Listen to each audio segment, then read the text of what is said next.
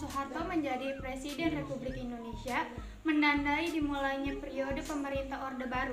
Langkah pertama pemerintah Orde Baru adalah memperbaiki kondisi negara. Salah satu upaya dalam merealisasi adalah menciptakan stabilitas politik. Beberapa usaha pemerintah Orde Baru dalam upaya menciptakan stabilitas politik sebagai berikut. 1. Politik pendekatan keamanan dan politik sipil. Implementasi politik pendekatan keamanan ditunjukkan dengan menjaring pihak-pihak yang loyal terhadap Presiden Soeharto sekaligus melakukan depolitisasi terhadap pihak-pihak yang mengganggu legitimasi pemerintah. Lalu melakukan reorganisasi pada beberapa tubuh kelembagaan negara. Selain itu, melakukan memudahkan pengendalian. Pemerintah Soeharto menerapkan sipil, pengendalian Presiden Soeharto menerapkan sipil naru. Implementasi politik sipil diwujudkan dengan mendirikan orientasi sekretariat sesama golongan karya atau Golkar. 2. Pelaksanaan pemilihan umum. Pemilu yang diatur melalui SI MPR 1967 yang menerapkan pemilu akan dilaksanakan pada tahun 1971 ini. Berbeda dengan pemilu pada tahun 1955, Orde Revolusi atau Orde Lama. Pada pemilu ini, para pejabat pemerintah hanya berpihak kepada salah satu peserta pemilu, yaitu Golkar. Golkarlah yang selalu memenangkan pemilu di tahun selanjutnya, yaitu tahun 1977, 1982, 1992 hingga 1997. Yang ketiga, ada fusi partai. Implementasi fusi partai ditunjukkan dengan membentuk dua partai baru, yaitu yang pertama, Partai Persatuan Pembangunan atau yang biasa disebut dengan PPP, yaitu gabungan dari Nahdlatul Ulama, Parmusi, PRT, dan PSII. Yang kedua, ada Partai Demokrasi Indonesia, adalah gabungan dari Partai Nasional Indonesia yang terdiri dari Partai Katolik, Partai Murba, IPKI, dan Parkindo. Yang terakhir ada golongan karya atau yang biasa disebut dengan Golkar. Yang keempat ada dwi fungsi ABRI. Dwi fungsi ABRI adalah peran ganda ABRI sebagai kekuatan pertahanan keamanan dan sebagai kekuatan sosial politik. Sebagai kekuatan sosial politik ABRI diarahkan untuk mampu berperan secara aktif dalam pembangunan nasional. ABRI juga memiliki wakil dalam MPR yang dikenal sebagai fraksi ABRI, sehingga kedudukannya pada masa Orde Baru sangat dominan. Yang kelima, ada penyeragaman ideologis.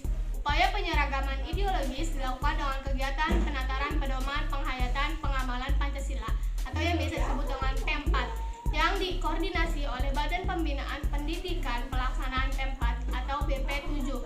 Penataran P4 bertujuan untuk membentuk pemahaman yang sama mengenai demokrasi Pancasila menurut pandangan pemerintah Orde Baru. Yang keenam, ada pemberlakuan NKK atau BKK. Upaya menciptakan stabilisasi politik oleh pemerintahan Orde Baru juga dilakukan ranah perguruan tinggi. Implementasi penciptaan stabilisasi politik di perguruan tinggi dicanangkan melalui serangkaian kebijakan regulasi. Bentuk kebijakan tersebut diwujudkan dalam normalisasi kehidupan kampus atau yang biasa disebut dengan NKK dan lahir Badan Koordinasi Kemahasiswaan atau yang biasa disebut dengan BKK. Selanjutnya ada politik luar negeri bebas aktif. Kebijakan politik luar negeri bebas aktif yang diterapkan menjadikan Indonesia mengakhiri konfrontasi dengan Malaysia, kembali aktif pada Perserikatan Bangsa-Bangsa atau yang biasa disebut dengan PBB, dan turut menginisiasi berdirinya ASEAN bersama Malaysia, Singapura, Thailand, dan Filipina pada 8 Agustus 1967 di Bangkok. Perkembangan dampak politik luar negeri bebas aktif diterapkan pada masa awal Orde Baru. Yang pertama, berakhirnya konfrontasi dengan Malaysia. Pada tahun 1965 terjadi konfrontasi antara Indonesia dan Malaysia dan Singapura. Untuk memulihkan hubungan diplomatik, dilakukan penandatanganan perjanjian antara Indonesia yang diwakili oleh Adam Malik, dan Malaysia yang diwakili oleh Tun Abdul Razak pada tanggal 11 Agustus 1966 di Jakarta. Pemulihan hubungan diplomatik dengan Singapura melalui pengakuan kemerdekaan Singapura pada tanggal 2 Juni 1966. 2. Kembali menjadi anggota PBB. Pada saat Indonesia keluar dari PBB tanggal 7 Agustus 1965, Indonesia terkucil dari pergaulan internasional dan menyulitkan Indonesia secara ekonomi maupun politik dunia. Keadaan ini kemudian mendorong Indonesia untuk kembali menjadi anggota PBB. Berdasarkan hasil sidang DPR GR, pada tanggal 28 September 1966, Indonesia resmi kembali menjadi anggota PBB. Yang ketiga, pelopor pembentuk ASEAN. Indonesia mulai memperkuat kerjasama baik regional dan internasional dengan melakukan beberapa upaya, yaitu pertama, turut serta dalam pembentukan ASEAN. Indonesia menjadi salah satu negara yang mendirikan ASEAN. Kedua, mengirimkan kontingen Garuda dalam misi perdamaian. Ketiga, ikut berperan dalam KTT non-blok. Yang keempat, berperan dalam organisasi konferensi Islam OKI. Dinamika ekonomi pemerintah Orde Baru. Kebijakan ekonomi yang dikeluarkan pada masa Orde Baru adalah yang pertama, rehabilitas ekonomi. Program rehabilitas ekonomi telah dicanangkan berdasarkan ketetapan MPRS nomor 23 tahun 1966 tentang pembaruan kebijaksanaan landasan ekonomi, keuangan, dan pembangunan. Implementasi rehabilitas ekonomi masa Orde Baru dilakukan melalui kerjasama dengan negara lain dan memberlakukan kebijakan ekonomi yang dilaksanakan di dalam negeri. Untuk merealisasikan upaya-upaya pemerintah menyusun anggaran pendapatan belanja negara atau APBN secara efektif. Upaya lainnya adalah memberikan kesempatan bagi para investor asing untuk berinvestasi di Indonesia, dan implementasi rehabilitas ekonomi memberikan pengaruh signifikan bagi perekonomian negara. Kondisi perekonomian mulai membaik dan tingkat inflasi mulai menurun. 2. Rencana pembangunan 5 tahun, yaitu Repelita.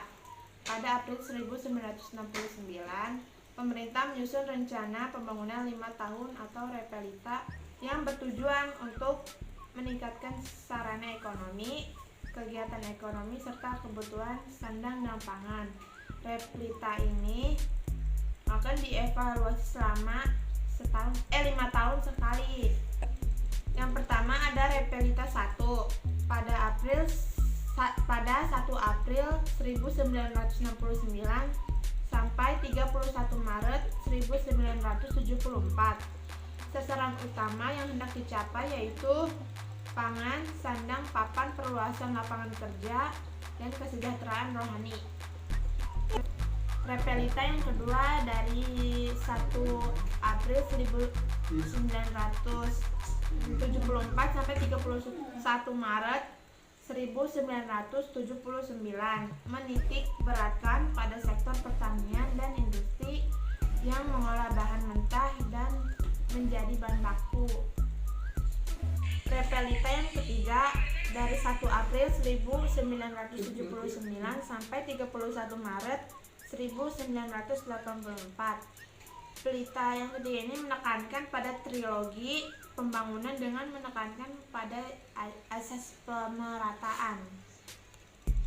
Repelita yang keempat dari 1 April 1984 sampai 31 Maret 1989 menitik beratkan pada sektor pertanian menuju swasembada pangan dengan meningkatkan industri yang dapat menghasilkan mesin-mesin sendiri. Yang kelima, Repelita 5 1 April 1989 sampai 31 Maret 1904 menitik beratkan pada sektor pertanian untuk memantapkan swasembada pangan, meningkatkan produksi pertanian, menyerap tenaga kerja, dan mampu menghasilkan mesin-mesin sendiri. Repelita ke-6 keenam dimulai pada tahun 1994. Pembangunan berfokus pada sektor ekonomi, industri, pertanian, dan peningkatan sumber daya manusia. Yang ketiga ada implementasi pembangunan. Gagasan pembangunan yang dilaksanakan pemerintah Orde Baru berdasarkan trilogi mencakup aspek-aspek. Yang pertama, pertumbuhan ekonomi yang cukup tinggi, pemerataan pembangunan, dan hasil-hasilnya yang menuju kepada terciptanya keadilan sosial bagi seluruh rakyat Indonesia. Yang ketiga, stabilitas nasional yang sehat dan dinamis. Selain berdasarkan pada trilogi pembangunan, implementasi kebijakan pembangunan direncanakan juga dalam program pembangunan jangka pendek dan jangka panjang. Implementasi program-program tersebut diarahkan pada beberapa bidang, yaitu yang pertama, bidang pertanian. Pelaksanaan kebijakan ekstensifikasi pertanian dilakukan dengan membentuk program-program bimbingan massal BIMAS. Melakukan BIMAS, pelaksanaan ekstensifikasi dilakukan dengan perluasan lahan pertanian hingga menghasilkan produk melimpah. Upaya peningkatan hasil secara kuantitas tersebut diiringi dengan peningkatan kualitas. Kebijakan tersebut dilakukan melalui pengembangan intensifikasi pertanian yang diterapkan dalam program Pancausaha Tani sebagai berikut. Yang pertama, pemilihan bibit unggul. Yang kedua, pengolahan tanah yang baik. Ketiga, pemupukan. Yang keempat, irigasi. Yang kelima, pemberantasan hama. Dalam pelaksanaan intensifikasi, pertanian terus diperkembangkan sehingga menjadi program Sabtausaha Tani. Program ini dilakukan melalui beberapa kegiatan berikut. Yang pertama, pengolahan tanah yang baik. Yang kedua, pengairan yang teratur. Yang ketiga, pemilihan bibit unggul. Yang keempat, pemupukan. Yang kelima, pemberantasan hama dan penyakit tanaman. Yang keenam, pengolahan panca panen. Yang ketujuh, pemasaran hasil pertanian. Yang kedua, pendidikan. Pada kebijakan pendidikan, pemerintah Orde Baru melakukan perubahan kurikulum sebanyak 4 kali, yaitu kurikulum 1968, 1975, 1984, dan 1994. Pemerintah Orde Baru juga mengembangkan gedung-gedung sekolah dasar (Inpres). Penerapan kebijakan dalam pendidikan diikuti dengan program-program lain seperti program wajib belajar dan gerakan nasional orang tua asuh. Yang ketiga, sosial. Kebijakan pemerintah pada bidang sosial masa Orde Baru adalah pemerataan penduduk dan peningkatan tarif hidup. Yang ketiga, sosial. Kebijakan pemerintah pada bidang sosial masa Orde Baru adalah pemerataan penduduk dan peningkatan taraf hidup melalui program transmigrasi. Yang keempat, kesehatan. Dalam bidang kesehatan, pembangunan pemerintah pada masa Orde Baru diimplementasikan dengan program keluarga berencana (KB) dan kesehatan masyarakat. Dampak dinamika kebijakan politik dan ekonomi. Yang pertama ada bidang politik. Penerapan kebijakan bidang politik oleh pemerintah Orde Baru menjadikan kepemimpinan Presiden Soeharto memiliki dominasi besar terhadap jalannya roda pemerintah, menimbulkan kesan otoritarisme dalam penyelenggaraan kebijakan negara. Negara-negara juga memiliki peranan yang kuat dalam mengatur kebijakan yang diterapkan sehingga pemerintah pada masa ini bersifat sentralistik. Dalam partisipasi politik praktis, pemberlakuan demokratisasi hanya dijalankan sesuai pemahaman Orde Baru. Kebijakan fusi partai justru mendorong terjadinya dominasi kelompok tertentu dalam pemerintahan. Keadaan tersebut dapat dicermati dan